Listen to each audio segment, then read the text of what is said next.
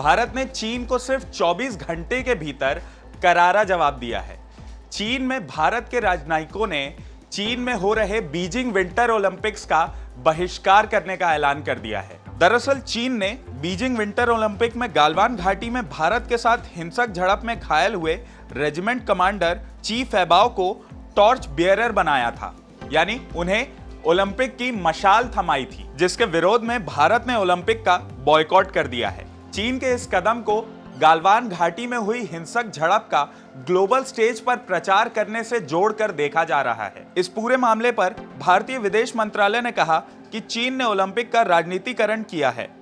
विदेश मंत्रालय के अनुसार बीजिंग में भारत के कार्यवाहक राजदूत ओलंपिक उद्घाटन या फिर समापन में हिस्सा नहीं लेंगे। चीन के इस कदम के बाद यूएनएससी में एक बैठक हुई जिसमें भारत ने अपना पक्ष रखा। भारत ने कहा कि गालवान घाटी क्षेत्र और इसके बाहर शांति स्थापित करने के लिए भारत शुरू से ही राजनीतिक और सैन्य स्तर पर बातचीत करता रहा है, जिससे दोनों देशों के बीच एक शांतिपूर्ण समाधान निकल सके। इसके पहले यूएसए यानी अमेरिका ने भी चीन की इस हरकत की कड़ी निंदा की थी। चीन के इस कदम को शर्मनाक करार देते हुए अमेरिका ने कहा था कि यह खेलों के राजनीतिकरण करने का प्रयास है। अब बात कर लेते हैं आखिर ये ची फैबाओ आखिर है कौन। मीडिया रिपोर्ट्स के मुताबिक फैबाओ चीन की सेना यानी पीपल्स लिबरेशन आर्मी में रेजिमेंट कमांडर है।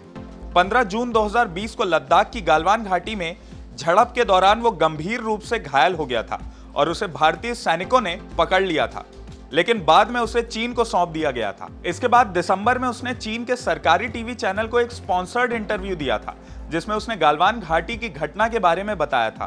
फैबाओ ने कहा था, मैं सरहद पर जाने के लिए फिर तैयार हूं, हम अपनी 1 इंच जमीन भी किसी को नहीं देंगे। चीन की सेना ने उसे वीरता पुरस्कार भी दे दिया था। टीवी प्रोग्राम में फैबाओ के साथ 4 और सैनिक भी शामिल हुए थे। भारतीय विदेश मंत्रालय ने सिर्फ 24 घंटे के अंदर चीन की इस हरकत का जवाब देते हुए कहा है कि बीजिंग में हमारे charge the affairs in games की ओपनिंग या क्लोजिंग सेरेमनी में हिस्सा नहीं लेंगे। इससे पहले 5 मई 2020 को गालवान की घाटी में हुई झड़प में भारतीय सेना के कुल 20 जवान शहीद हो गए थे। अमेरिका समेत दुनिया के कई मीडिया हाउसेज ने बताया था कि गालवान घाटी में चीन के 40 से ज्यादा सैनिक मारे गए थे।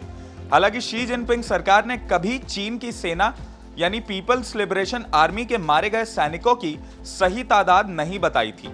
यहां आपको यह जान लेना भी जरूरी है कि अमेरिका समेत कई देशों ने विंटर ओलंपिक्स 2022 का डिप्लोमेटिक बॉयकॉट कर चीन को मानव अधिकारों पर सख्त संदेश दिया है। इसके बाद ऑस्ट्रेलियाई मीडिया की आज एक रिपोर्ट भी सामने आई, जिसमें उसने बताया कि चीन के 38 से ज्यादा सैनिक एक नदी को पार करते हुए गालवान घाटी संघर्ष में बह गए थे।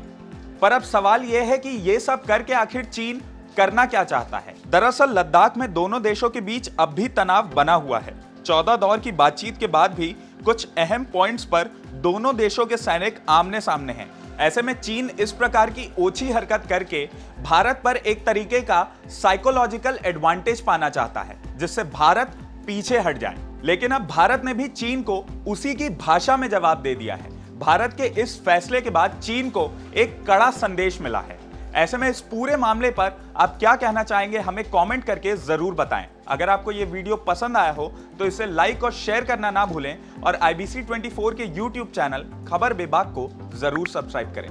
आज के लिए इस वीडियो में इतना ही। बने रहें खबर बेबाक के साथ।